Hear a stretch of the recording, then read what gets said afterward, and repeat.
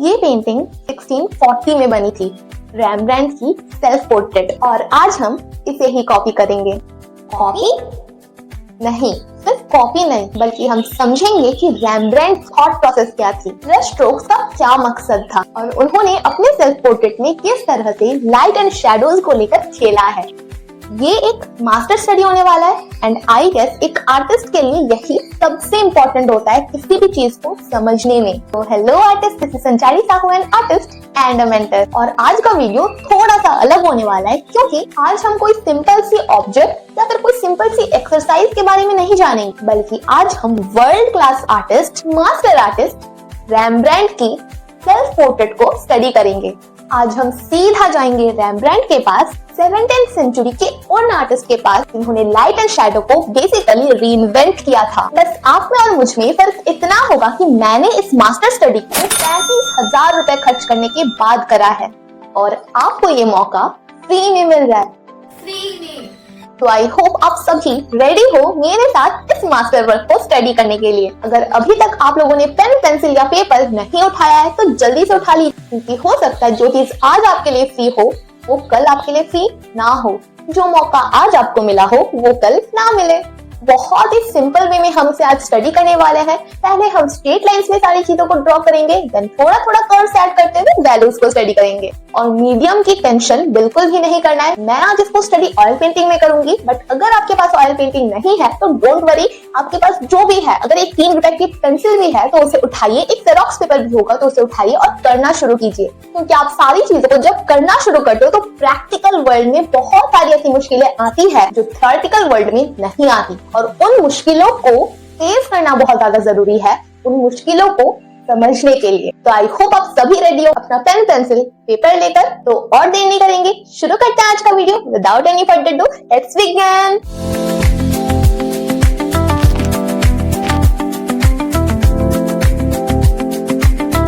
अब यहाँ पे हमारा पैलेट साफ रहना बहुत ज्यादा जरूरी है, ताकि हमारे कलर्स गंदे ना होते जाए और वो साफ रहे। यहाँ पे हमारा पैलेट लिमिटेड रहेगा। Chrome hue, vermilion, burnt sienna, crimson lake, sap green, Prussian blue और व्हाइट का सिर्फ यूज किया है। यहाँ पे हमने लिंसीड ऑयल यूज किया है ताकि हम कलर्स को डाइल्यूट कर सके। पे हमने कैनवस या फिर कैनवस बोर्ड का यूज नहीं किया है। यहाँ पे हमने नॉर्मल सी एक पेपर लिया है, बफ कटेज, और उसी को हम रेडी कर रहे हैं अपने ऑयल पेंटिंग के लिए। यहाँ पे हम एक्रेलिक पेंट का यूज करेंगे। व्हाइट एक्रेलिक पेंट का मैंने एक फर्स्ट लेयर दे दिया है, जिसके वजह से जो पेपर के ग्रेन्स है वो फिल्ड अप हो जाते हैं, और जो ऑयल है ऑयल पेंटिंग का उसे पेपर एब्जॉर्ब नहीं करता, जिससे कि हमारी ऑयल पेंटिंग सही रहती है। ये मेरे एक्रेलिक पेंट का सेकंड लेयर है, जहाँ पे मैंने थोड़ा सा बर्न्ट शिएना ऑयल पेंटिंग का यूज किया है, ताकि एक टोन्ड कलर पेपर बन सके, जिससे कि हमारी आंखें वैल्यूज को और भी अच्छे से जज कर सके। इस तरह से आप भी अपने ऑयल पेंटिंग के पेपर को रेडी कर सकते हो। देन आप यहाँ पे अच्छे से उसे स्ट्रेच कर लीजिए ताकि ये रेडी हो जाए आपके ड्राइंग के लिए। ब्रश में यहाँ पे मैंने एक सिंपल से मेकअप ब्रश का यूज किया है, तो यहाँ पे सबसे पहला फोकस हमारा स्किल्स होगा, ना कि टूल्स।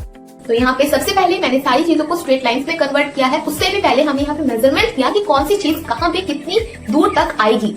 ये जो मेजरमेंट है, ये शुरू के 3-4 लाइंस ये डिसाइड करता है कि आपकी ड्राइंग एंड में कैसी लगेगी। क्योंकि शुरू के मार्किंग्स अगर सही नहीं होंगे, मेजरमेंट सही नहीं होंगे, तो कुछ छोटा तो कुछ बड़ा, ये आपको धीरे धीरे फील होगा जैसे जैसे आपकी ड्राइंग फाइनलाइज होती जाएगी। और तब आपके हाथ में बिल्कुल भी ये ऑप्शन नहीं रहेगा कि आप उसे मिटाओ देन सही करो। शुरू से ही आपको जो मार्किंग्स है उसे सही करते जाना है। तो यहाँ पे सबसे पहले मैंने बर्न्ट अंबर का यूज किया है। बर्न्ट अंबर का यूज करते हुए यहाँ पे मैंने मार्किंग्स किए, देन यहाँ पे मैं सारी चीजों को स्ट्रेट लाइंस में कन्वर्ट कर रही हूँ, जिससे कि सारी चीजें सिंपल ही बनी रही शुरू से। अब देखो, मैं यहाँ पे सिर्फ स्ट्रेट लाइन से बेसिक शेप्स ब्लॉक कर रही हूँ। जो इनका हेड है, इसके कंपैरिजन में पूरी बॉडी कहाँ तक आएगी, सारी चीजों को ब्लॉक कर रही हूँ। स्ट्रेट लाइंस पहले क्यों? क्योंकि straight lines of course easy होता है कर्व्स बनाने से। तो कर्व्स को हम देख पाए सही से, इससे पहले जरूरी है कि हम स्ट्रेट लाइंस को देख पाए। इसीलिए सबसे पहले हम स्ट्रेट लाइंस को ड्रॉ करते हैं, देन धीरे धीरे कर्व्स ऐड करते हैं। कॉमन मिस्टेक्स बिगिनर्स भी यही करते हैं कि शुरू से ही डिटेल्स को देखना शुरू कर देते हैं। शुरू में डिटेल्स को नहीं देखना है, सारी चीजों को पहले स्ट्रेट लाइंस में कन्वर्ट करना है, और इस चीज को नोट कर लो। अब हमने इसमें थोड़ा थोड़ा कर्व्स ऐड करना शुरू किया है, क्योंकि ऑफ कोर्स उसके शेप में तो हमें इसे लाना ही पड़ेगा। तो थोड़ा थोड़ा करके स्ट्रेट लाइंस को ही हमने यहाँ पे कर्व्स में कन्वर्ट करना शुरू किया है। और यहाँ पे हम डायरेक्टली कलर अप्लाई नहीं करेंगे। सबसे पहले हम इसके वैल्यूज को स्टडी करेंगे। रेम्ब्रांड को बेसिकली लाइट एंड शेडोज के लिए ही जाना जाता है और उनके ही सेल्फ पोर्ट्रेट में अगर हमने वैल्यूज में गलती की तो ये कैसे चलेगा। यहाँ पे बर्न नंबर के हेल्प से ही यहाँ पे मैंने वैल्यूज को हल्के हल्के से ऐड करना शुरू किया। Highlight, mid tone, core shadow, cast shadow, reflected light, इतनी सारी चीजें हमें शुरू से ही माइंड में नहीं लाना है। शुरू में सबसे पहले हम टर्मिनेटर लाइन ड्रॉ करेंगे। टर्मिनेटर लाइन वो लाइन होता है जो लाइट फैमिली और शेडो फैमिली को अलग करता है। उसके बाद हम ये देखेंगे कि शेडो पार्ट कितना है, उस शेडो में कितना पार्ट थोड़ा सा लाइट है, कितना थोड़ा सा डार्क है, कितना मीडियम है। ये सारी चीजें हमें बाद में देखना है, अभी नहीं। हम अभी सिर्फ लाइट एंड शेडो को अलग करेंगे। एक तरफ लाइट होगा, एक तरफ डार्क होगा। लाइट में हाईलाइट आएगा, रिफ्लेक्टेड लाइट आएगा, वो सब बाद में आएगा। सारी चीजों को सिंपल रखना है क्योंकि दुनिया की सारी चीजें पहले से ही ओवर कॉम्प्लिकेटेड है। आपको उसे और कॉम्प्लिकेटेड बनाने में मेहनत नहीं करनी है, बल्कि सिर्फ आर्ट के फील्ड में नहीं, दुनिया के हर एक फील्ड में हर एक इंसान जो टॉप 1-2% में है, उन्होंने सारी चीजों को उनके फील्ड में सिंपल करने में मेहनत की है, कॉम्प्लिकेटेड बनाने में नहीं। क्योंकि वो कॉम्प्लिकेटेड तो पहले से ही है, मेहनत करनी है तो फिर सिंपल बनाने में करो। यहाँ पे जो टर्मिनेटर लाइन है जो लाइट फैमिली और शेडो फैमिली को अलग कर रही है, उसे ड्रॉ करना बहुत जरूरी है क्योंकि उसके वजह से ही आप ये समझ पाओगे कि कितना पोर्शन डार्क होगा और कितना पोर्शन लाइट होगा। तो यहाँ पे हम डार्कनेस को थोड़ा सा और इंक्रीज करने के लिए हमने बर्न शेना के साथ थोड़ा सा यहाँ पे क्रिम्सन लेक यूज किया था, जिसके साथ अगेन हम यहाँ पे प्रूशियन ब्लू ऐड कर रहे हैं। ऑफ कोर्स आप यहाँ पे लाल, हरा, नीला, पीला कलर यूज नहीं कर सकते क्योंकि इन्होंने भी बहुत ही लिमिटेड पैलेट का यूज किया है। तो आपको उसी के ऊपर उसकी डार्कनेस को बढ़ाते जाना है। उसकी डार्कनेस को बढ़ाते जाने के लिए आपको उसी से मिलते जुलते कलर्स को मिक्सअप करके उसको डार्क बनाना है। इसीलिए हमने पहले बर्न शेना यूज किया जो कि बिल्कुल ही लाइट था। उसके बाद उसके साथ हमने सब क्रिम्सन लेक यूज किया और उसके साथ हमने ऐड किया प्रूशियन ब्लू जो उसके डार्कनेस को और भी ज्यादा ब्लैकिश करता है। प्ले करो या ना करो, यही रेम्ब्रांड का सीक्रेट वेपन था। लाइट नहीं, शेडोज भी नहीं, वो लाइन जहाँ दोनों मिलते हैं, terminator line. Okay, so let's discuss some tips and common mistakes that beginners usually do. सबसे पहला पॉइंट आता है रेफरेंस को देखना। सिर्फ देखना नहीं, बार बार देखना। मैं यहाँ पे हर 2 सेकंड में अपनी बुक की तरफ देख रही हूँ, देन अगेन अपने ड्राइंग में रिटर्न कर रही हूँ। कई बिगिनर्स सोचते हैं कि रेफरेंस देखना वीकनेस है। अगर हम बार बार उसे देखने की हमें जरूरत पड़े तो हम एक बार में देख ही क्या रहे हैं, ये लाइन गलत है। अगर आप सारी चीजों को ऑब्जर्व करना चाहते हो तो आपको उसे बार बार कई बार, हजारों बार देखना पड़ेगा। और ये कोई मजाक नहीं है, यही मेथड है कुछ नया सीखने का, कुछ नया समझने का, कुछ नया। सेकंड टिप आता है वैल्यूज मैच करो, कलर नहीं। अक्सर बिगिनर्स कलर्स के पीछे भागते हैं। यार यहाँ पे तो रेड है, रेड डाल देते हैं, यहाँ पे तो ब्लू है, ब्लू कर देते हैं। बट वो रेड कितनी डार्कनेस पे है या फिर कितनी लाइटनेस पे है, ये मैटर करता है। अगर उस रेड के बिहाफ पे आप येलो भी देते हो या फिर ब्लू भी देते हो या फिर ग्रीन भी देते हो, डजंट मैटर, मैटर करेगा ही नहीं। अगर उसकी डार्कनेस सेम हो, अगर रेड इस डार्कनेस का है आपकी ड्राइंग में और आप रेड ही दे दो बट इस डार्कनेस का, तो वो सही नहीं लगेगा।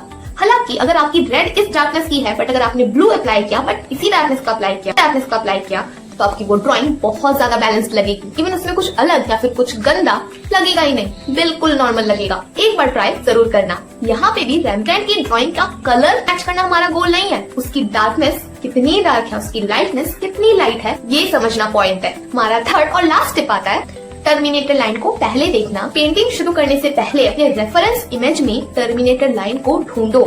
चाहे वो रेफरेंस आप लाइव ड्रॉ कर रहे हो, किसी बुक से ड्रॉ कर रहे हो, फोन से ड्रॉ कर रहे हो, प्रिंट आउट निकाल कर ड्रॉ कर रहे हो, डजंट मैटर। बट उस चीज में कितनी पोर्शन लाइट है, कितनी पोर्शन डार्क है, इस चीज को अगर आपने शुरू से ही समझ लिया तो आपका माइंड भी इसी तरीके से काम करेगा कि आपको उसके हिसाब से ही वैल्यूज को ऐड करना है, कलर्स को ऐड करना है। अगर आपने टर्मिनेटर लाइन को आइडेंटिफाई नहीं किया तो चाहे आप पेंसिल से ड्रॉ करो, कलर से ड्रॉ करो, चारकोल से ड्रॉ करो, डजंट मैटर, आपकी ड्राइंग गंदी ही लगेगी क्योंकि आपका फोकस कलर्स पे है, वैल्यूज पे नहीं। यहाँ पे मैंने ये सारी ड्राइंग्स डायरेक्ट ब्रश से बनाई है, तो क्या हुआ? क्या वैल्यूज गड़बड़ हुई? क्या कलर्स गड़बड़ हुई? क्या ये ड्राइंग दिखने में गंदी लग रही है? आई डोंट थिंक सो, क्योंकि इनमें वैल्यूज सही है। I don't know colours match करी कितनी नहीं करी, बट वैल्यूज अपनी अपनी जगह पे जरूर है और वही मायने रखता है। आपकी ड्राइंग में कलर्स से ज्यादा वैल्यूज मायने रखता है। मैं हूँ mister Taklu and I hope मेरी बातें आप लोगों को समझ आई हो। मिलते हैं नेक्स्ट वीडियो में फिर से। तो ये था रेम्ब्रांड का सेल्फ पोर्ट्रेट का master study step by step oil painting में।